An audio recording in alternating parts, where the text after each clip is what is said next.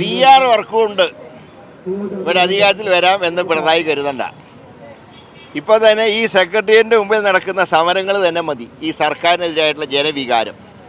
തൊട്ടടുത്തുള്ള ആശാ വർക്കർമാർ, അതുപോലെ തന്നെ കേരളത്തിലെ പാവപ്പെട്ട തൊഴിലാളികൾ, ലൈഫിൽ വീട് കിട്ടാതെ കഷ്ടപ്പെടുന്നവർ, മര്യാദയ്ക്ക് ശമ്പളം കിട്ടാതെ KSRTC ജീവനക്കാർ, ഇങ്ങനെയൊക്കെയുള്ള സമൂഹത്തിൽ മൂന്നാമതും അധികാരത്തിൽ വരുമെന്ന് പറയാൻ ഒരുമാതിരി ചങ്കുറപ്പുള്ളവന് പോലും കഴിയാത്ത അവസ്ഥയിൽ PR വർക്കിൻ്റെ ഭാഗമായി ഞങ്ങൾ വീണ്ടും വരാൻ പോവുകയാണെന്ന പ്രതീതി ഉണ്ടാക്കിയാൽ കേരളത്തിൽ നടക്കില്ല.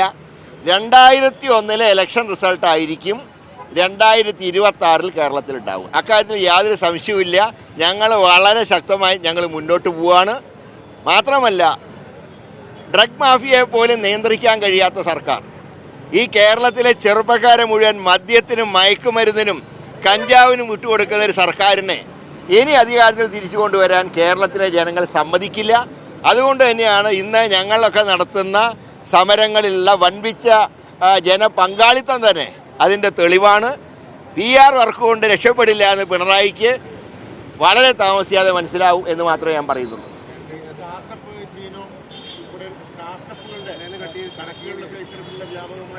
എല്ലാം PR വർക്കാണ്. കാശ് കൊടുത്ത് ഏർപ്പാട് ചെയ്യുന്ന PR വർക്കിൻ്റെ റിസൾട്ടാണ് ഇവരിങ്ങനെ പറഞ്ഞുകൊണ്ടിരിക്കുന്നത്. ഇത് സത്യമായിട്ട് യാതൊരു ബന്ധവുമില്ല. മാത്രമല്ല, ഈ സ്റ്റാർട്ടപ്പിനെ കുറിച്ച് ഇപ്പോൾ മുഖ്യമന്ത്രി പറയുന്നത് അദ്ദേഹത്തിന് അതിൽ സഹായിച്ചൊക്കെ ശിവശങ്കറാന്നാണ്. ഇപ്പോൾ ഞങ്ങൾ മുമ്പ് പറഞ്ഞ സ്വർണ്ണക്കടത്തിലെ മുഖ്യമന്ത്രിയുടെ പങ്ക് ഇവിടെ ബലപ്പെടുകയല്ലേ.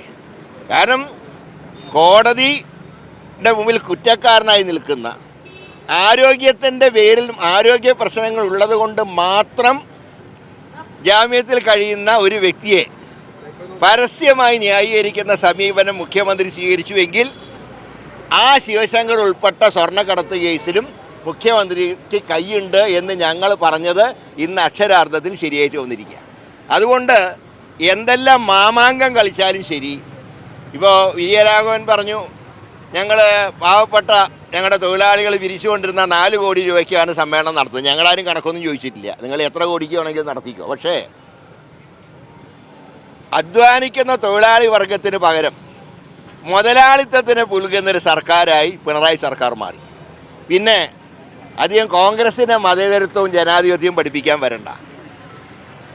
ഈ കേരളത്തിലെ മാർക്സിസ്റ്റ് പാർട്ടിയാണ് മോഡി സർക്കാർ ഫാസിസ്റ്റ് അല്ല എന്ന് പറഞ്ഞ ഏക BJP ഇതര സർക്കാർ കേരളത്തിലെ പിണറായി സർക്കാരാണ്.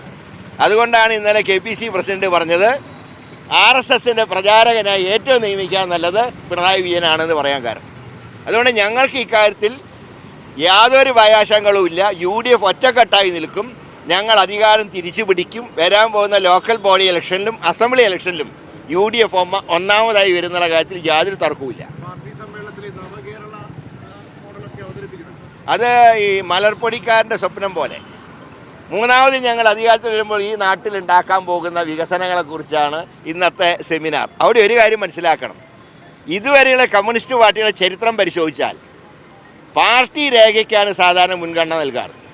ഇന്നിപ്പോൾ ഗോവിന്ദൻ മാഷ് അവതരിപ്പിക്കുന്ന പാർട്ടിയുടെ റിപ്പോർട്ടുണ്ടല്ലോ, അത് ചർച്ച ചെയ്യുന്ന അവസാനമാണ്. അതിന് പകരം നടക്കാത്ത സ്വപ്നം കണ്ടുകൊണ്ട് ഒരു റിപ്പോർട്ടുണ്ടാക്കി അത് മുഖ്യമന്ത്രിയെ കൊണ്ട് വായിപ്പിക്കുകയാണ്. കേരളത്തിൻ്റെ ചരിത്രത്തിൽ ആദ്യമായിട്ടാണ് കമ്മ്യൂണിസ്റ്റ് പാർട്ടിയുടെ ചരിത്രത്തിൽ പാർട്ടി സെക്രട്ടറി നോക്കുകുത്തിയായി നിന്ന് ക്യാപ്റ്റൻ എന്ന് സ്വയം വിശേഷിപ്പിക്കുന്ന പിണറായി ആ സമ്മേളനം കയ്യിലെടുത്തത് കമ്മ്യൂണിസ്റ്റ് പാർട്ടിയുടെ ചരിത്രത്തിൽ ഏറ്റവും നാണം കെട്ട നടപടിയാണ് എന്ന് മാത്രമേ ഞങ്ങൾ പറയുന്നു.